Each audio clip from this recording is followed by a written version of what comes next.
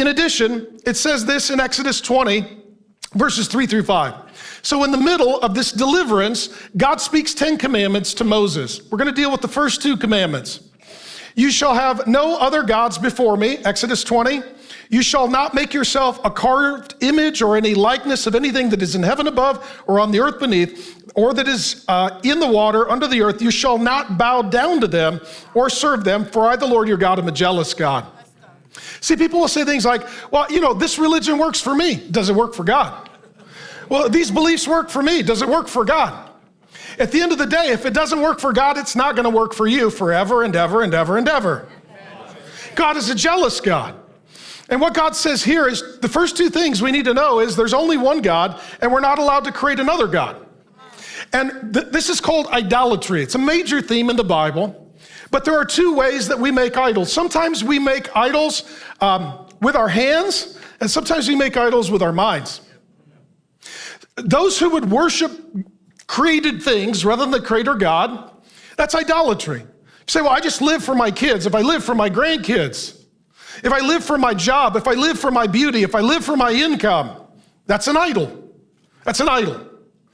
Someone or something is your highest loyalty, your deepest allegiance, your greatest commitment. And if it's not God, it's an idol. But oftentimes, the idol that we create is not something with our hands, but with our minds. It's not things, it's thoughts. Let me say this. The wrong view of God is a man-made idol. All other religions are idolatry. Even, we'll get into this, we're going to get into this about Jesus. And if you're not offended, just be patient. I'll get there. But here's what I'm saying. Everything but the God of the Bible is an idol. Every religion, every spirituality, every philosophy, every ideology is something that is man-made. It's not the creator, it's something we've created.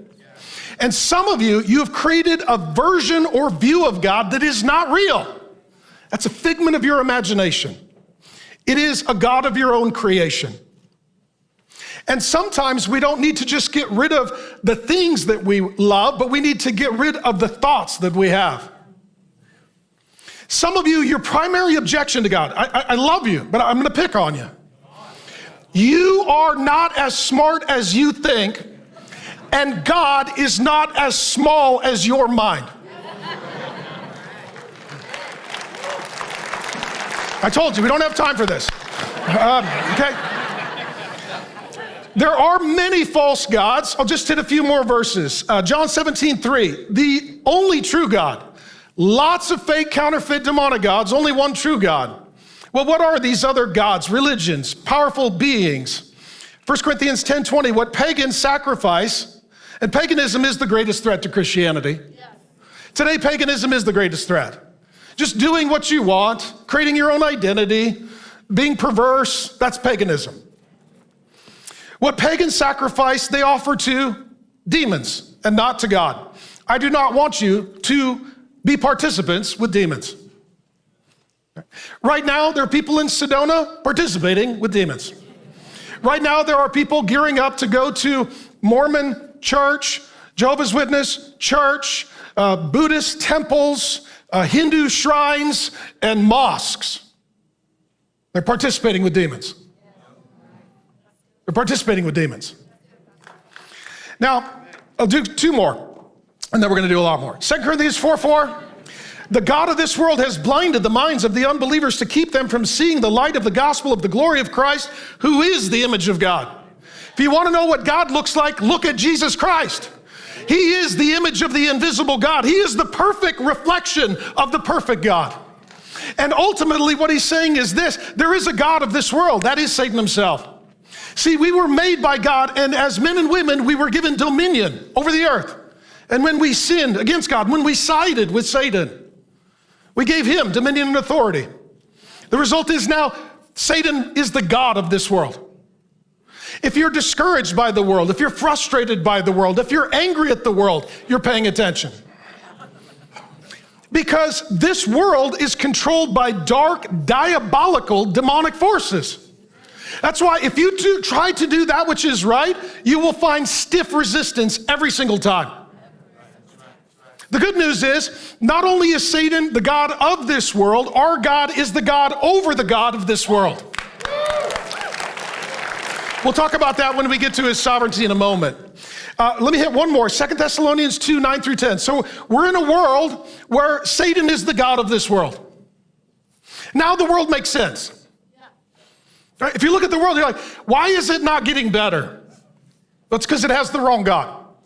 Until Jesus Christ, the real God, shows up, the problems remain. And until Jesus Christ shows up, the God of this world makes things darker and darker and darker until the light of the world comes.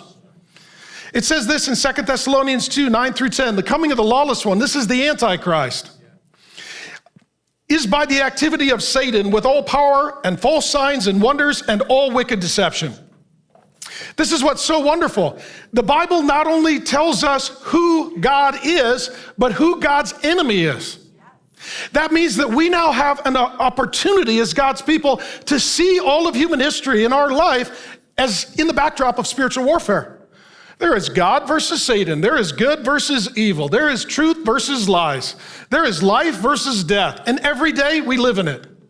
And as we get nearer to the end and the unveiling and the coming of this God, Jesus Christ, things will get darker.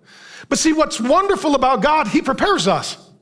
He says it's going to get worse until Jesus returns.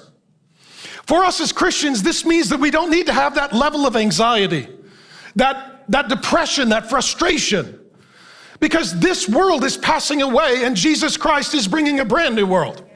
And when our King arrives, he will dethrone the God of this world forever and ever.